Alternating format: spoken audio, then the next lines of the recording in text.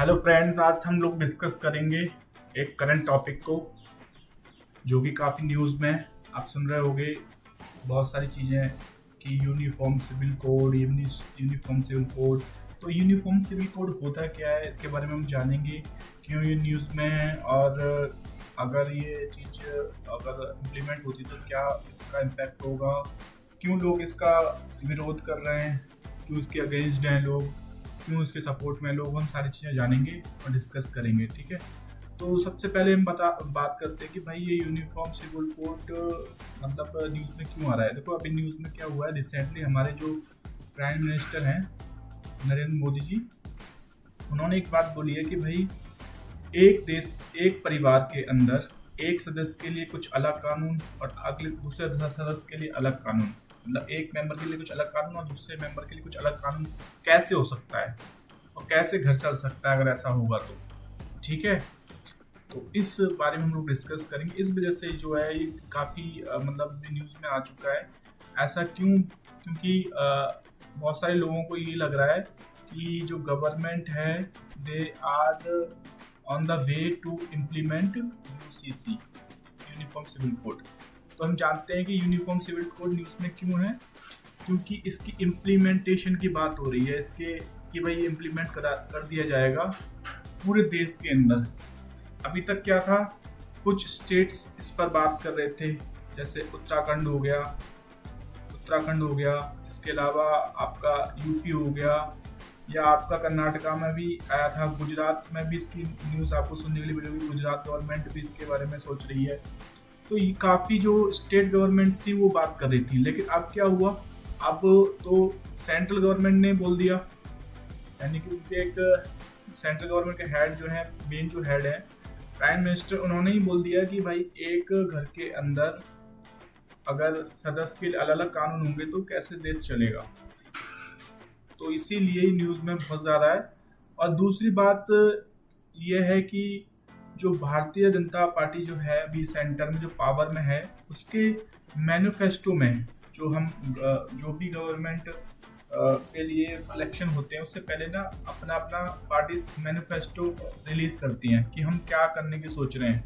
उसमें सारे उसके विजन्स होते हैं कि हम ये चीज़ें करेंगे, वो चीज़ें करेंगे, वादे होते हैं उसके अंदर।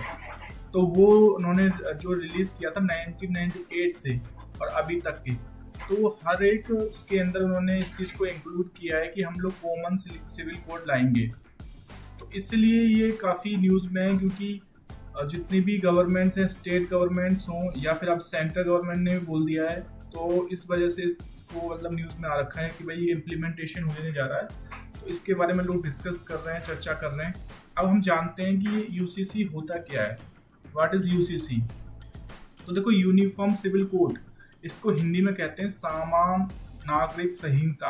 ठीक है, यूनिफॉर्म सिविल कोड का हिंदी में मतलब तो समान नागरिक संहिता। तो आपको यहाँ समझ में आ रहा होगा कि समान नागरिक यानी कि जो नागरिक हैं उनको सबको समान समझा जाएगा, समान माना जाएगा। किन रिस्पेक्ट में? देखो अभी तक क्या होता है, अपने इंडिया के अंदर कोई भी अगर मर्डर करता है उसके लिए, सबके लिए, चाहे वो कोई भी कास्ट का हो, कोई भी रिलीजन का हो, जब हो उसके लिए सेम रूल्स एंड रेगुलेशन लगते हैं मर्डर के लिए। उसके लिए जो लॉ गवर्न करता है उसको आईपीसी बोलते हैं, इंडियन पीनल कोड बोलते हैं उसको।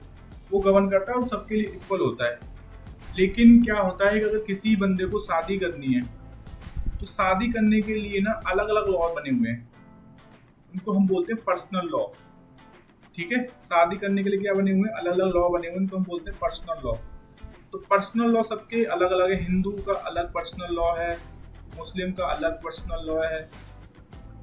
ठीक है, तो अभी तक क्या होता है कि किसी को शादी करनी है तो हिंदू लॉ, अगर हिंदू है तो हिंदू पर्सनल लॉ के हिसाब से काम होगा, मुस्लिम है तो मुस्लिम पर्सनल लॉ के हिसाब से काम होगा।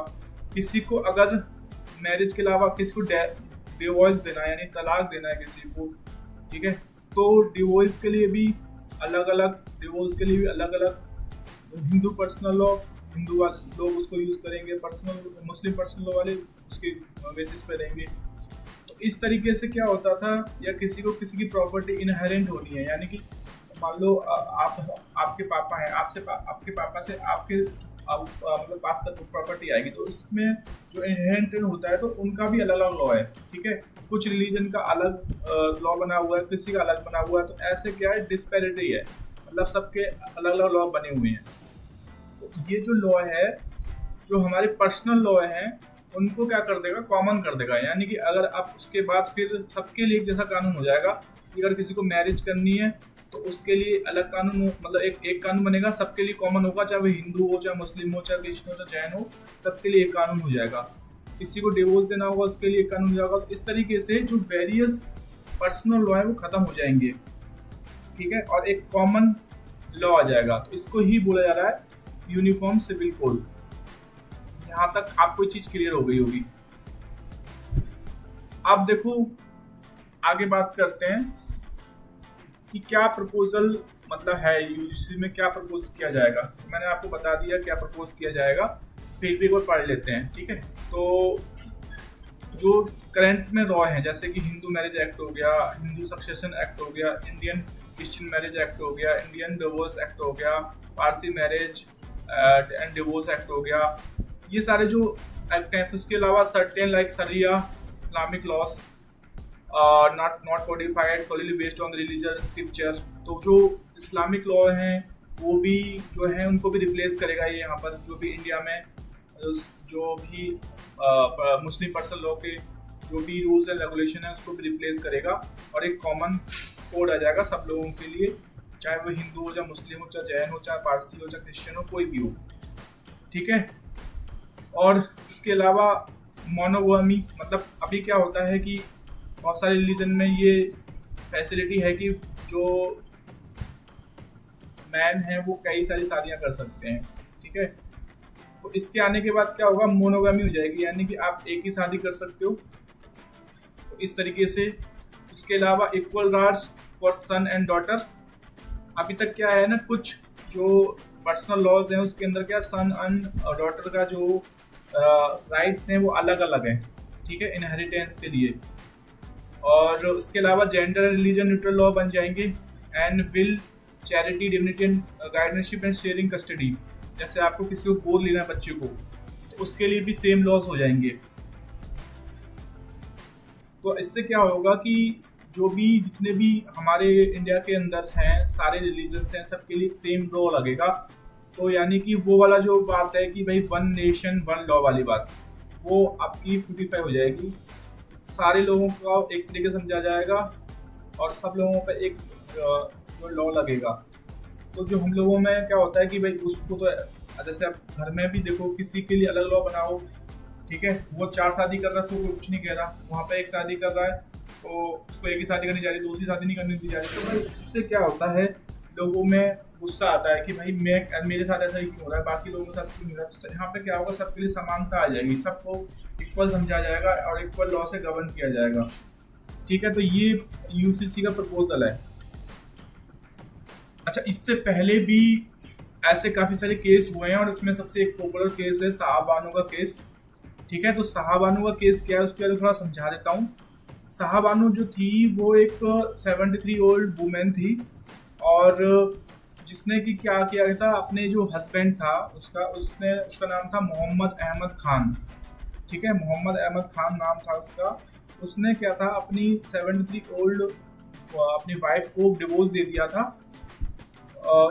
40 साल मतलब उनकी शादी को हो गए थे, उसके बाद उन्होंने उसको डिवोर्स दे दिया था। ट्रिपल तलाक कहकर, मतलब तलाक तलाक तलाक कहकर उन्होंने उसको डिवोर्स दे दिया था। ठीक है, उसके बाद क्या हुआ था, उसने बोला कि मैं इसको कोई रेगुलर मेंटेनेंस, जो हम लोग मेंटेनेंस देते हैं डिवोर्स के बाद, जिससे कि जो भी जो उसकी वाइफ है या वुमेन है वो अच्छी तरह से रह पाए, तो उसने मेंटेनेंस देने से मना कर दिया था। ठीक है, तो ये जो था ये सब उसने इसलिए बोला क्योंकि वो मुस्लिम पर्सनल लॉ में इस तरीके के रूल्स एंड रेगुलेशंस होते हैं, तो इस बेसिस पे उसने वो किया। और जो मोहम्मद अहमद खान था, ये जो था ये खुद एक लॉयर था। ठीक है, तो इस वजह से इन्होंने केस लड़ा जो निचली अदालत है और फिर उसके बाद सुप्रीम कोर्ट में। तो जो भी था जो इसके जजमेंट जो है इनके खिलाफ आया। ठीक है, और वुमेन के सपोर्ट में आया। बट क्या हुआ, उस टाइम की जो गवर्नमेंट थी, जो राजीव गांधी गवर्नमेंट थी, उन्होंने क्या किया, जो भी सुप्रीम कोर्ट का डिसीजन आया था उसको पलट दिया, और जो मोहम्मद अहमद खान था उसके और मुस्लिम्स के फेवर में लॉ को वो कर दिया, होल्ड कर दिया। तो इसलिए ये केस काफी फेमस है। ठीक है, ये काफी मतलब बुरा दिन समझा जाता है जो भी वुमेन्स वगैरह हैं, क्योंकि उनके फेवर में डिसीजन हुआ था और उन्होंने उसको पलट दिया, इसलिए इसको काफी बेकार दिन समझा जाता है। अब ये ऐसा यूसीसी बनाने के लिए क्यों बोला जा रहा है, क्योंकि ये हमारे कॉन्स्टिट्यूशन में ही इस चीज का डायरेक्टिव प्रिंसिपल में इस चीज को बोला गया है कि हमें एक कॉमन सिविल कोड लाना चाहिए, कॉमन लॉ लाना चाहिए सारे सिटीजन्स के, सारे इंडियन सिटीजन्स के लिए। तो वो जो आर्टिकल है वो आर्टिकल 44 है। तो आर्टिकल 44 जो कॉन्स्टिट्यूशन का है वो डायरेक्टिव प्रिंसिपल में ये कहता है कि भाई आप जो है एक कॉमन सिविल कोड लाइए, कॉमन लॉ लाइए सारे इंडियन के सिटीजन्स के लिए, सारे ऑल ओवर इंडिया के लिए। और काफी बार अभी सुप्रीम कोर्ट ने भी बोला है कि भाई आप कॉमन सिविल कोड लाओ, सरकार को, गवर्नमेंट को बोला है। इस वजह से क्या है, और गवर्नमेंट का एक प्रॉमिस भी था यूनिफॉर्म सिविल कोड लाने का, और सुप्रीम कोर्ट भी उसको बोल रहा है, और आर्टिकल 44 में भी ये चीज लिखी हुई है। इस वजह से इसके ऊपर काफी बहस हो रही है अब, क्योंकि ये गवर्नमेंट को सोच रही है इम्प्लीमेंट करने की, लाने की, काफी बहस हो रही है। न्यूज में भी है, काफी लोग इसके बारे में बात कर रहे हैं, क्योंकि ये काफी सारी कम्युनिटीज से मतलब रिलेटेड सब्जेक्ट है। ठीक है, क्योंकि इसके आने के बाद काफी सारे चेंजेस हो जाएंगे और सब लोगों के लिए कॉमन लॉ आ जाएगा। इसी वजह से क्या है, कुछ जो है मुस्लिम पर्सनल लॉ के सपोर्ट में जो लोग हैं वो लोग इसका विरोध कर रहे हैं, क्रिश्चियन लॉ जो उसके सपोर्ट में वो विरोध कर रहे हैं। वो चाह रहे हैं कि भाई अगर हम लोग ये वाला लॉ लेके आ जाएंगे तो हमारे फंडामेंटल राइट्स खत्म हो जाएंगे। उनका ये कहना है कि इस लॉ के आने के बाद में जो हमारे को कॉन्स्टिट्यूशन में दिया गया है कि आप अपना रिलीजन परस्यू कर सकते हो, ठीक है, वो वाला राइट हमारा खत्म हो जाएगा। पर ये चीज़ हमारी कॉन्स्टिट्यूशन में भी लिखी हुई है कि हमें कॉमन सिविल कोड लाना है। तो गवर्नमेंट इस बारे में डिस्कशन कर रही है और देखते हैं आगे क्या होता है। ठीक है दोस्तों, तो तब तक के लिए गुड बाय, और आगे की वीडियो में हम डिस्कस करेंगे अदर करंट टॉपिक्स।